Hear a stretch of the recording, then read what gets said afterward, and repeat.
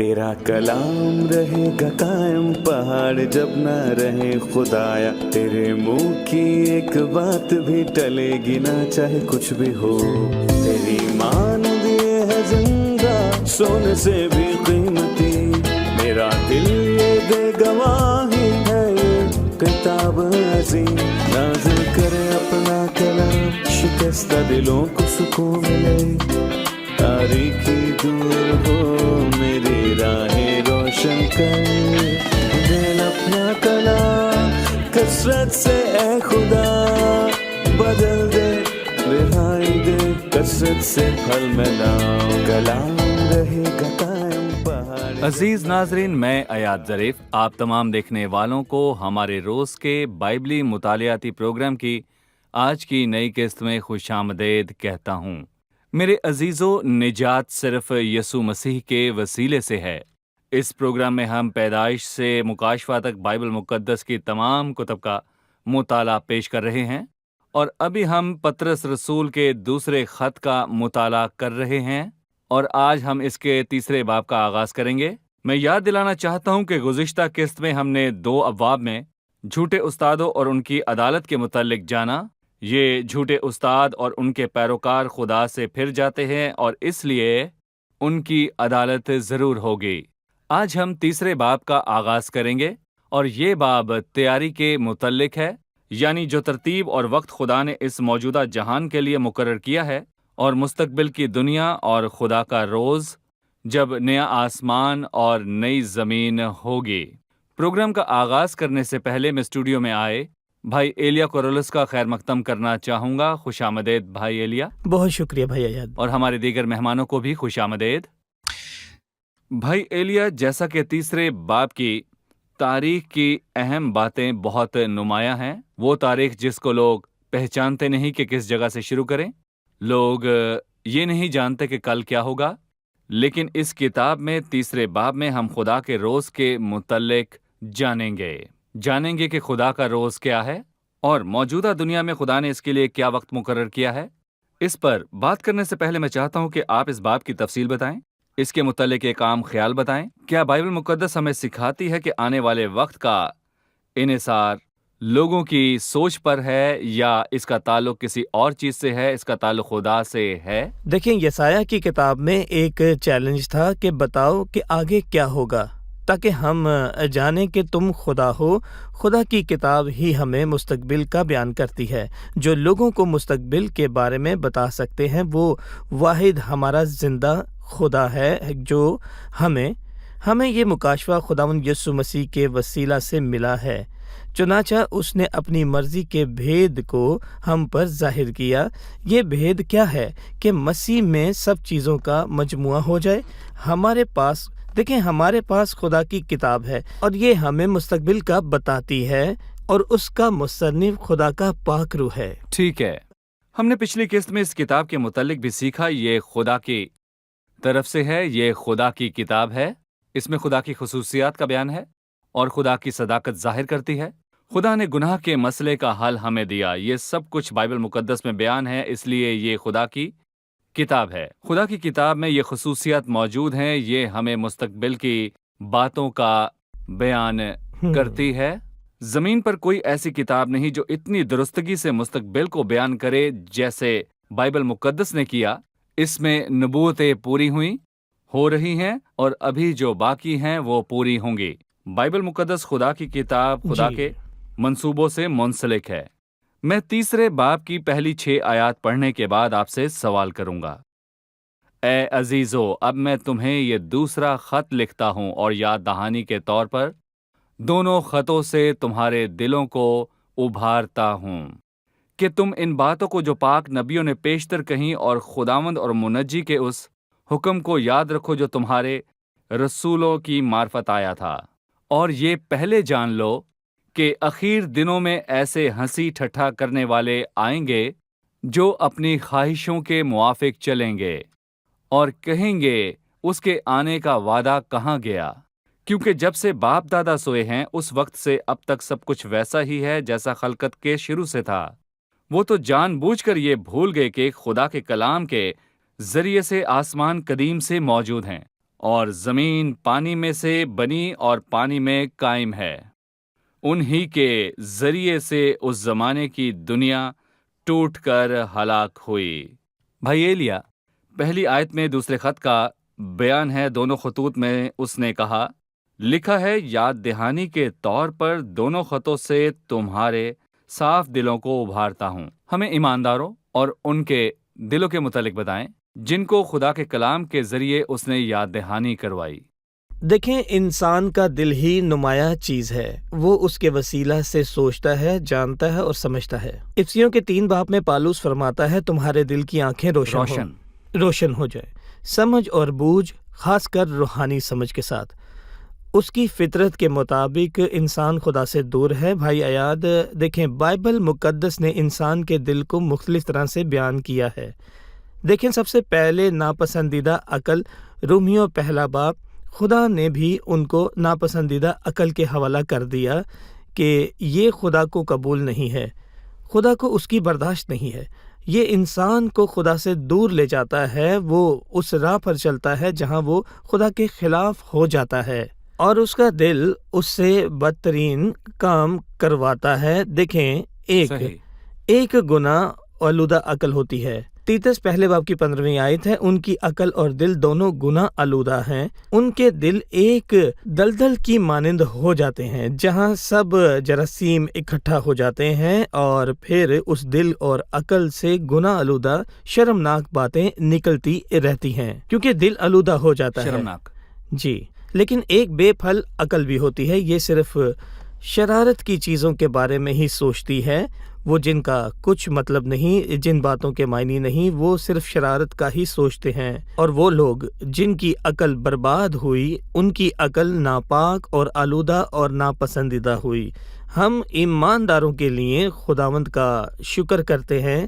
دیکھیں، بائبل مقدس فرماتی ہے کہ ان کا دل صاف، یاد دہانی کے طور پر تمہارے دلوں کو ابھارتا ہوں۔ دیکھیں، ہمارا دل، ہمارا ذہن اور ہماری سوچ اور ہمارے خیال سمجھ کیسے بھی ہوں، لیکن یسوع کا لہو ان کو پاک اور صاف کرتا ہے۔ خدا کا کلام جو خداوند یسوع مسیح کے حوالہ سے فرماتا ہے، اب تم اس کلام کے سبب سے جو میں نے تم سے کیا ہے پاک ہو۔ اچھا ہے کہ جب رسول نے ہمیں یاد دہانی کرانے کی کوشش کی تو اس نے انسانی سوچ اور فلسفے کا بیان نہیں کیا، کیونکہ ایمانداروں کو خدا کے کلام کی ضرورت ہے۔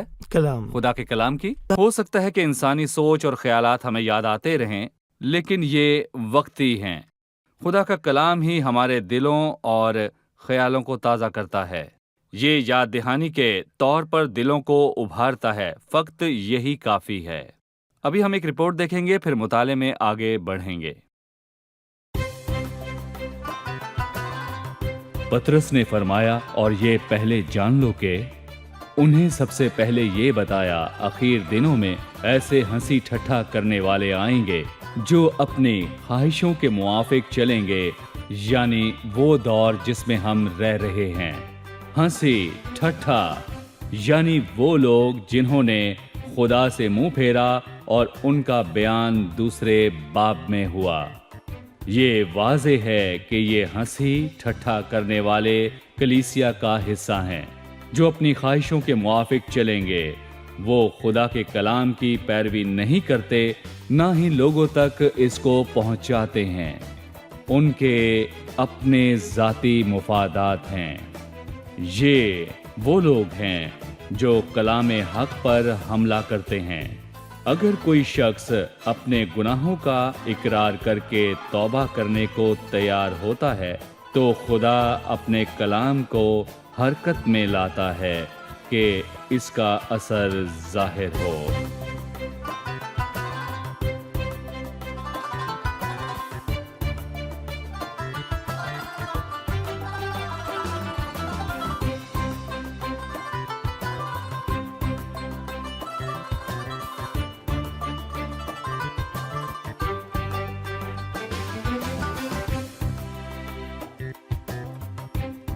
دوسری آیت کہ تم ان باتوں کو جو پاک نبیوں نے پیشتر کہیں اور خداوند اور منجی کے اس حکم کو یاد رکھو جو تمہارے رسولوں کی معرفت آیا ہے۔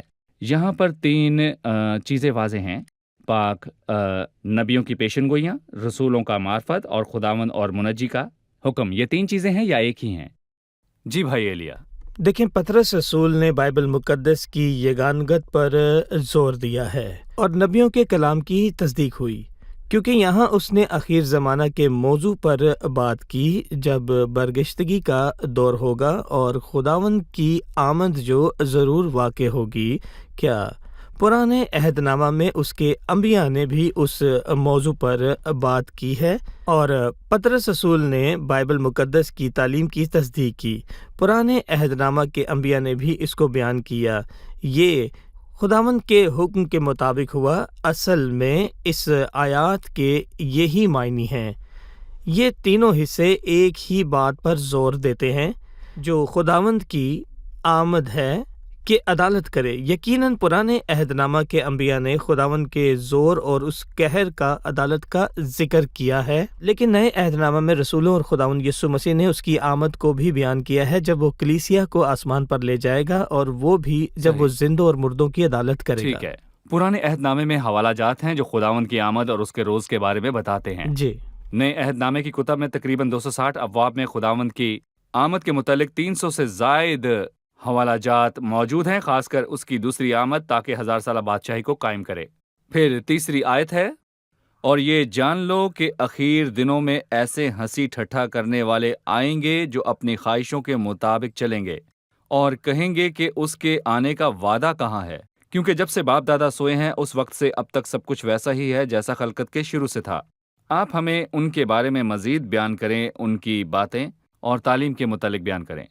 پطرس رسول نے اخیر زمانہ کی بات کی۔ اخیر زمانہ وہ ہے جس میں ہم ابھی موجود ہیں۔ بڑی مصیبت کے دور اور مسیح کی آمد تک وہ کیوں اور کس پر ہنسی ٹھٹھا کرتے ہیں؟ وہ خدا کی آمد کو ٹھٹوں میں اڑاتے ہیں جب وہ کلیسیا کو لیتے ہیں، اور پھر خداوند کا زور ہوگا۔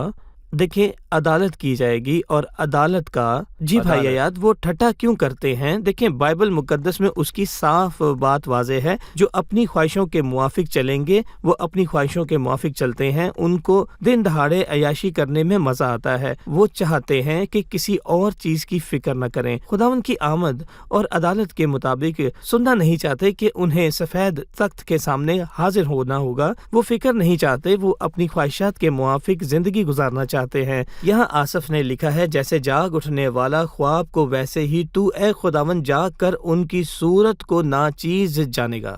وہ کہیں گے کہ اس کے آنے کا وعدہ کہاں ہے، کیونکہ جب سے باپ دادا سوئے ہیں اس وقت سے اب تک سب کچھ ویسا ہی ہے جیسا خلقت کے شروع سے تھا۔ شاید انہوں نے پرانے عہد نامے سے سنا ہو کہ خداوند کا روز آئے گا، اس وقت وہ سب کچھ بدل دے گا جنہوں نے اس سے منہ پھیرا۔ خداوند سب شریروں کو ان کی شرارت کا بدلہ دے گا۔ اس لیے وہ کہتے ہیں تاریخ میں ایسا کچھ نہیں ہوا، اب تک سب کچھ ویسا ہی ہے جیسا خلقت کے شروع سے تھا۔ خدا نے ان کو بدلہ نہیں دیا، نہ ان کی عدالت کی، اس نے شریروں سے کچھ نہیں کیا۔ جی، اس نے 5ویں آیت میں جواب دیا۔ ہمیں آپ اس آیت کے بارے میں بتائیے۔ 5ویں آیت میں ان لوگوں کے لیے جواب موجود ہے، وہ تو جان بوجھ کر یہ بھول گئے ہیں کہ خدا کے کلام کے ذریعے آسمان قدیم سے موجود ہے اور زمین پانی سے بنی ہے اور پانی میں قائم ہے۔ ٹھٹا کرنے والوں نے کہا کہ اتنے عرصہ سے کچھ نہیں ہوا۔ پطرس رسول نے پوچھا کہ کس نے تم سے یہ کہا؟ بہت سی ایسی چیزیں واقع ہوئیں جو تبدیلی ظاہر کرتی ہیں، یہ سب انسان کی شرارت اور اس کی خرابی کے نتیجہ سے ہوا۔ پھر اس نے 2 واقعات کا ذکر کیا۔ اس سے پہلے 2 باب میں ہم نے سیکھا کہ خداوند نے یردن کے تمام علاقہ کو برباد کیا، سدوم اور عمورہ کا ذکر ہوا۔ پھر اس نے قدیم زمانہ میں آنے والے پانی کے طوفان کو بیان کیا جو لوگ اپنے گناہوں میں غرق ہیں اور دوسروں کو یہ سمجھانا چاہتے ہیں کہ خلقت سے شروع سے سب ایسا ہی ہے، وہ غلط ہیں۔ زمین پر دیکھیں بہت سی تباہی اور واقعات ہو چکے ہیں، جیسے کہ زمین پر پانی کا طوفان آیا اور بہت جلد دیکھیں خداوند اپنی عدالت کرنے کو ہے۔ اس پر اپنی رائے دیجیے۔ خدا کے کلام کے ذریعے سے آسمان قدیم سے موجود ہیں اور زمین پانی میں سے بنی اور پانی میں قائم ہے۔ انہی کے ذریعے سے اس زمانہ کی دنیا ڈوب کر ہلاک ہوئی۔ کلام کے ذریعے سے زمین پانی میں سے بنی اور پانی میں قائم ہے، اس کی وضاحت کیجیے۔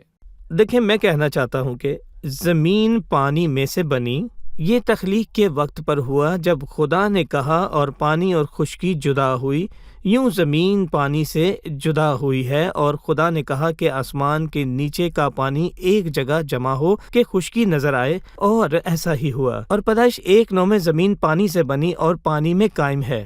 اس کے یہاں لکھنے کے معنی یہ ہیں کہ زمین یہاں پانی سے بنی اور پانی میں قائم ہے۔ یقیناً جب خداوند نے پانیوں کو ایک جگہ جمع ہونے کا حکم دیا، اس نے خشکی کو زمین اور پانی کو سمندر کہا۔ جو پانی اس کے اوپر موجود تھا وہ پانی کے طوفان کے دن ان پر برسا اور زمین ڈوب گئی۔ بڑے سمندر کے سب سوتے پھوٹ نکلے اور آسمان کی کھڑکیاں کھل گئیں۔ اوپر کا پانی اور نیچے کا پانی سب نے خشکی کو ختم کیا اور دنیا ڈوب گئی۔ جی، سب ڈوب کر ہلاک ہو گئے۔ لیکن اس وقت کے آسمان اور زمین اسی کلام کے ذریعے سے اس لیے رکھے ہیں کہ جلائے جائیں اور بے دین آدمیوں کی عدالت اور ہلاکت کے دن تک محفوظ رہیں۔ پرانے عہد نامے میں خدا نے دنیا کو پانی سے تباہ کیا اور مستقبل میں وہ آگ سے تباہ کرے گا۔ ہمیں آنے والی عدالت کے بارے میں بتائیں۔ دیکھیں، نوح کے ایام نے اس کو قدیم زمانہ سے کہا ہے، تب دنیا پانی سے ڈوب کر ہلاک ہوئی، لیکن خدا نے نوح سے وعدہ کیا کہ وہ زمین کو پھر پانی سے تباہ نہ کرے گا۔ اس نے اپنی کمان بادل میں کھینچی، یہ اس کے عہد کا نشان اور ضمانت ہے جو اس نے زمین سے کیا۔ لیکن یہاں یہ عدالت سے ہوگی، یہ عدالت ماضی میں بھی ہوئی اور مستقبل میں بھی ہوگی۔ سدوم اور عمورہ کی عدالت، جب خدا نے ان پر آگ اور گندک کو نازل کیا اور آگ سے عدالت کی۔ جب اکسیا بادشاہ کے قاصدوں کو بھیجا، ایلیا نے کہا، اگر میں مرد خدا ہوں تو آگ آسمان سے نازل ہو اور تجھے تیرے 50 سمت بھسم کر دے، اور آگ نے ان 50 اور دوسرے 50 لوگوں کو بھی بھسم کر دیا۔ دیکھیں، میں اس بات کو دہرانا چاہتا ہوں بھائی یاد، ان 50 اور دوسرے 50 لوگوں کو بھی بھسم کر دیا گیا۔ دیکھیں، بائبل مقدس ہمیں فرماتی ہے کہ ان کا کیڑا نہیں مرتا اور ان کی آگ نہیں بجھتی ہے۔ یقیناً ہم آنے والی ایک ساتھ میں 7ویں آیت اور اگلی آیات کو تفصیل سے سیکھیں گے۔ ابھی ہم ایک وقفہ لیں گے اور اس کے بعد مہمانوں سے ایک اور سوال لیں گے۔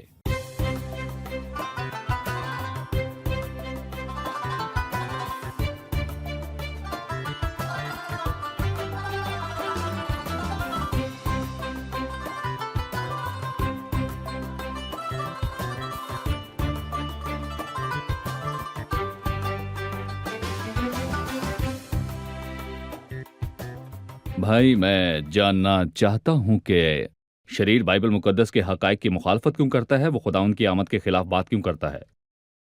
جی، بائبل مقدس ان ٹھٹا کرنے والوں سے کہتی ہے، ٹھٹا کرنے والے جو حقائق کا مذاق اڑاتے ہیں۔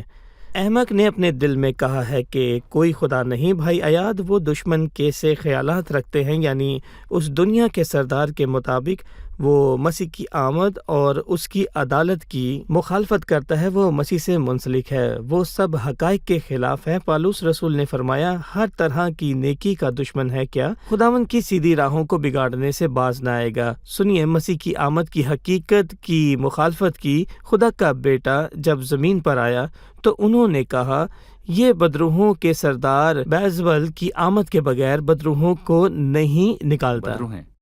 جب مسیح نے صلیب پر اپنی جان دی تو شیطان نے ٹھٹا بازوں کے ذریعے یہ کہا کہ یہ مسیح نہیں ہے بلکہ کوئی اور ہے۔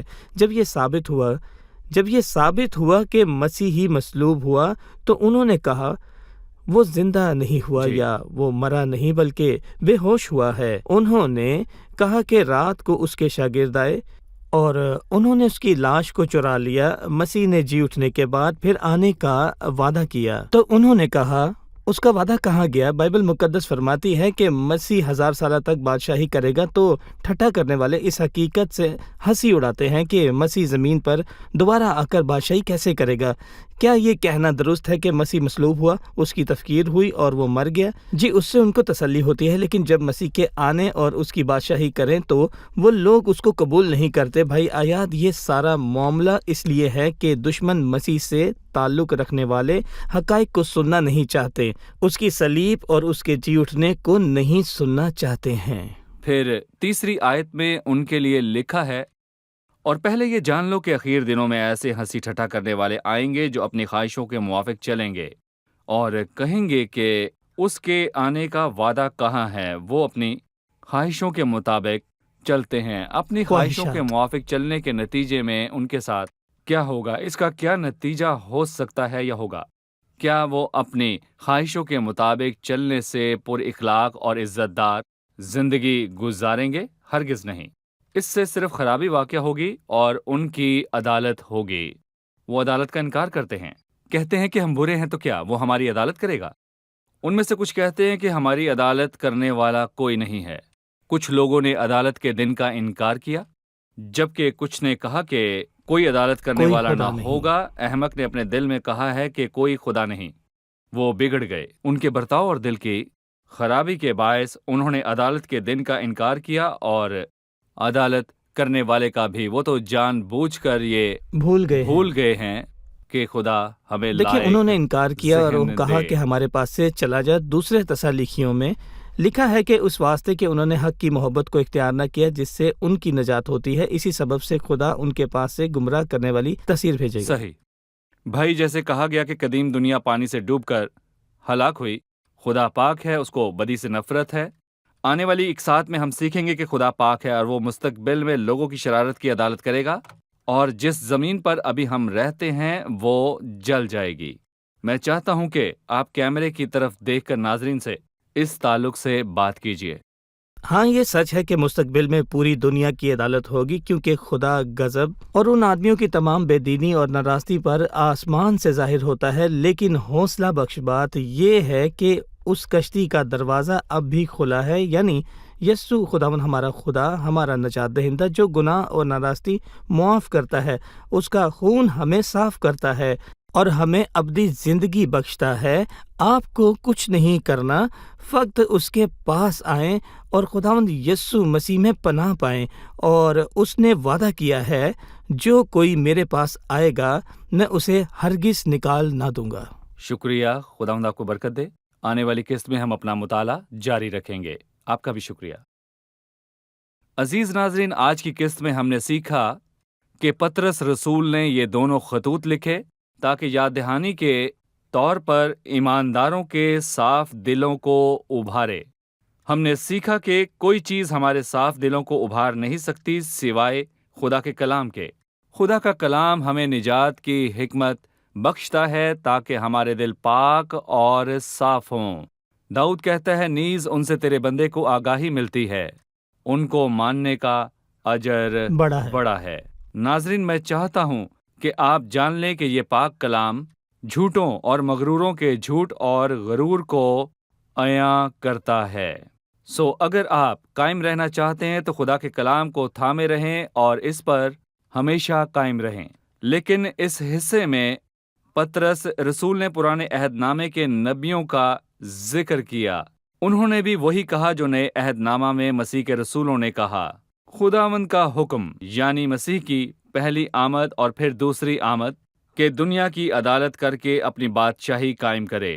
میرے عزیزو، پرانے اور نئے عہد نامے دونوں کا ایک ہی موضوع ہے۔ لکھا ہے، پیشتر سے مسیح کے دکھوں کی اور ان کے بعد کے جلال کی گواہی دیتا ہے۔ پرانے عہد نامے کی کتب میں مسیح کی آمد اور یہودا کے خادم کے دکھوں کے متعلق بہت سی نبوتیں موجود ہیں۔ جس طرح برا جسے ذبح کرنے کو لے جاتے ہیں اور جس طرح بھیڑ اپنے بال کترنے والوں کے سامنے بے زبان ہے، اس میں خداوند کے روز اور اس کے غضب کی بات ہوئی۔ عہد جدید میں برے کی بات ہوئی۔ دیکھو، یہ خدا کا برہ ہے جو دنیا کے گناہ اٹھا لے جاتا ہے۔ اس نے مسیح کو یہودا کے قبیلے کا ببر بھی کہا ہے، اور پرانے عہد نامے میں اور اس کے ساتھ ساتھ نئے عہد نامے کی کتب میں ایک ہی شخصیت کی طرف اشارہ ہے، یعنی مسیح یسوع، اس کے دکھوں اور اس کے جلال کا بیان ہے۔ یعنی پرانے اور نئے عہد نامے کی کتب میں کوئی بھی فرق نہیں ہے۔ شاید آپ کو سکھایا گیا ہے کہ عہد قدیم کی کتب کا تعلق یہودیوں سے ہے، اب انہیں پڑھنے کی ضرورت نہیں ہے۔ اب ہمارا تعلق نئے عہد نامے اور اناجیل سے ہے، اور اس میں مسیح کی زندگی کو جاننا بہت اچھا لگا۔ مگر مکمل بائبل خدا کے الہام سے لکھی گئی ہے۔ ہر ایک صحیفہ اور ہر ایک لفظ خدا کے الہام سے لکھا گیا۔ اگر انہوں نے آپ کو ان حصوں کی تعلیم نہیں دی تو آج سے پرانے عہد نامے کی کتب کا مطالعہ شروع کریں اور سیکھیں کہ پرانے عہد نامے میں مسیح اور اس کی قربانی کے متعلق کیا لکھا ہے۔ پرانے عہد نامے میں مسیح کے نشانات اور ان شخصیات کو دیکھیں جنہوں نے ایسا ہی کیا۔ پرانے عہد نامے میں نبوتوں اور نشانوں کے ذریعے مسیح کی طرف اشارہ کیا، اور ہمیں نئے عہد نامے میں پرانے عہد نامے کی وضاحات ملتی ہیں۔ پرانے عہد نامے میں ہمیں نئے عہد نامے کی جھلک ملتی ہے۔ دونوں میں یسوع مسیح، اس کے دکھوں اور جلال کے متعلق بات ہوئی۔ ہمارے پاس نبیوں کا وہ کلام ہے جو زیادہ معتبر ٹھہرا، اور تم اچھا کرتے ہو جو یہ سمجھ کر اس پر غور کرتے ہو۔ میں آپ کی حوصلہ افزائی کرتا ہوں کہ بائبل کا مطالعہ کریں اور مسیح کے بارے میں جانیں۔ اگلی قسط میں پھر ملیں گے۔ خداوند آپ سب کو برکت دے۔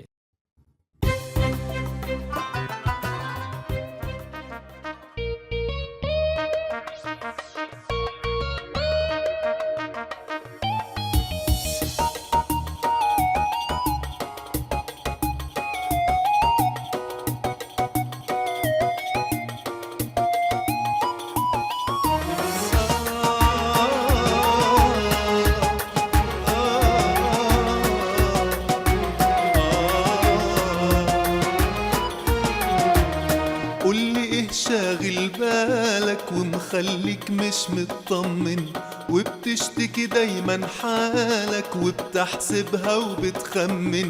قولي ايه شاغل بالك ومخليك مش مطمن، وبتشتكي دايما حالك وبتحسبها وبتخمن. شكلك كده ناسي إلهك، ناسي وعوده وكلامه واختبارات الماضي معاه، يلا اطلب منه سلامه. شكلك كده ناسي إلهك، ناسي وعوده وكلامه واختبارات الماضي معاه، يلا اطلب منه سلامه. قولي فين فرحة قلبك، ليه واخداك الدوامة، ليه شايل دايما همك، راحت فين الابتسامة. قولي فين فرحة قلبك، ليه واخداك الدوامة، ليه شايل دايما همك، راحت فين الابتسامة. شكلك كده ناسي إلهك، مشغول قوي قوي بظروفك، أو عندك شك في حبه، قوم صلي واهزم خوفك. شكلك كده ناسي إلهك، مشغول قوي قوي بظروفك، أو عندك شك في حبه، قوم صلي واهزم خوفك.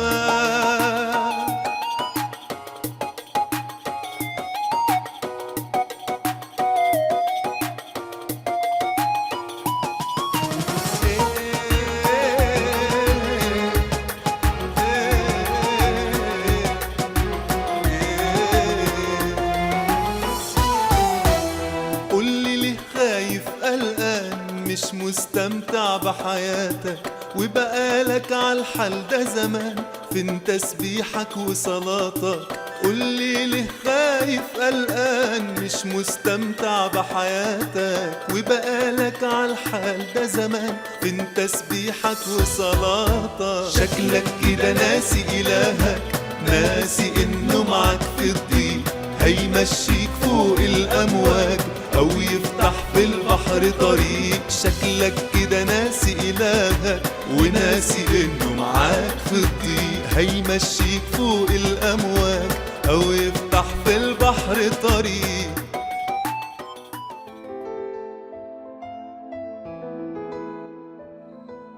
तेरा कलाम रहेगा कायम, पहाड़ जब ना रहे खुदाया। तेरे मुंह की एक बात भी टलेगी ना, चाहे कुछ भी हो। तेरी मान दिए है जिंदा, सोने से भी कीमती। मेरा दिल ये दे गवाही है, ये किताब अजीम। नाज़िल करे अपना कलाम, शिकस्ता दिलों को सुकून मिले। तारीकी दूर हो मेरी राहें रोशन कर, दिल अपना कलाम कसरत से ए खुदा बदल दे, रिहाई दे कसरत से फल मिलाओ। कलाम रहेगा कायम, पहाड़ जब ना रहे खुदाया। तेरे मुंह की एक बात भी टलेगी ना, चाहे कुछ भी हो।